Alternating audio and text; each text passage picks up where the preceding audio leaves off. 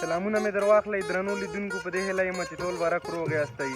دا ځل راغلی یم محکومې پښتونخوا د باجوړ سیمې ته او باجوړ سیمه کې دی عناد کلی دی. دغه نوم به حتما په ملګرو خوږ لګي ځکه د انقلاب په وخت کې دلته را مهاجر شوي دلته اوسېدلي دي خلک اکثرو خو پیدایش هم دلته شوی دی نو په دې خاطر به دغه نوم ډېر زیات خوږ لګي په ملګرو باندې. د دغه کلي نندارې به په تاسې کوو. د عناد کلي بازار ته به ځو ډېر زیات پرمختګ یې کړی دی. د هغې نندارې به په تاسې باندې کوو. دغه عناد کلی دی له دې نخوا ته بیا عمری دی د هغې نخوا کمر سر او د هغې نخوا ته لغړی او بیا د ډورین کرغېړنه کرښه او بیا کونړ نو ډېر نږدې دي د دغه دواړو خلکو رسم رواج هر څه یو دی ځکه چې یو ورور دلته پاتې شوی بل ورور هلته پاتې شوی دی او په منځ یې دغه کرښه تېره شوې اوس د یو بل سره رابطه نشي ساتلی نو د دغه سیمې خلک کټ مټ داسې لکه افغانستان کونړ هماغه شان رسم رواج هر څه د دې سیمې د خلکو دی. نو تاسې باندې به د عناد کلي بازار هم ګورو او د دې کلي نندارې به هم د باندې کوو. له موږ سره اوسئ.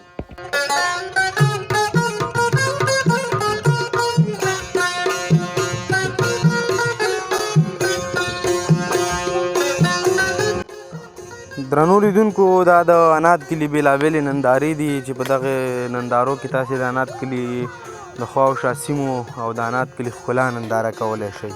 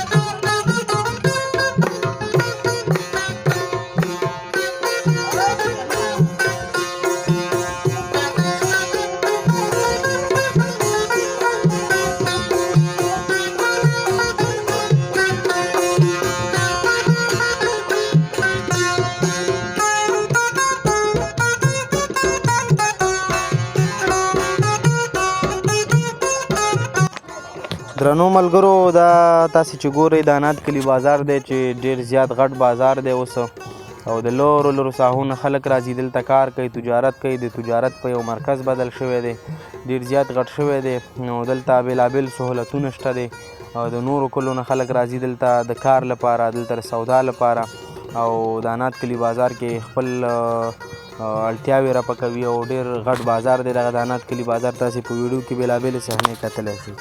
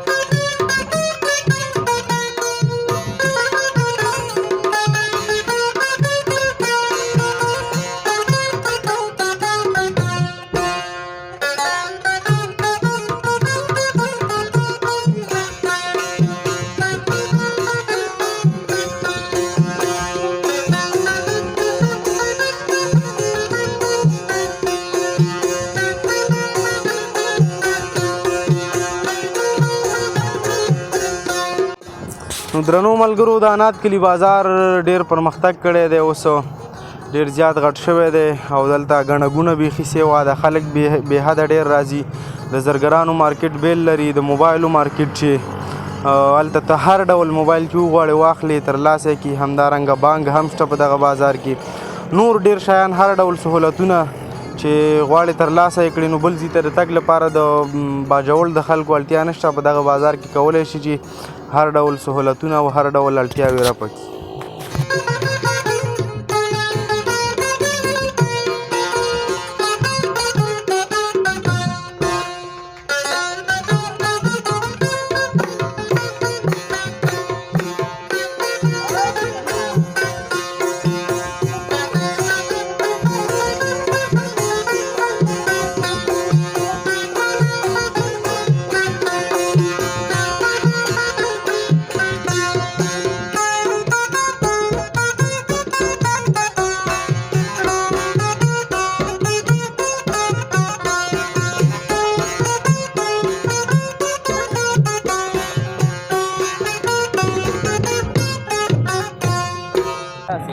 درنو ملګرو په دې هیله چې د انات کلي په نندارو مینه ماته شوي او خوند یې درکړی. یو ځل بیا چې زه د یوې نوې خپرونې سره تاسو ته راځم، تاسې ټول په پاک رب سپارم. ښاد آباد او بریالي اوسئ.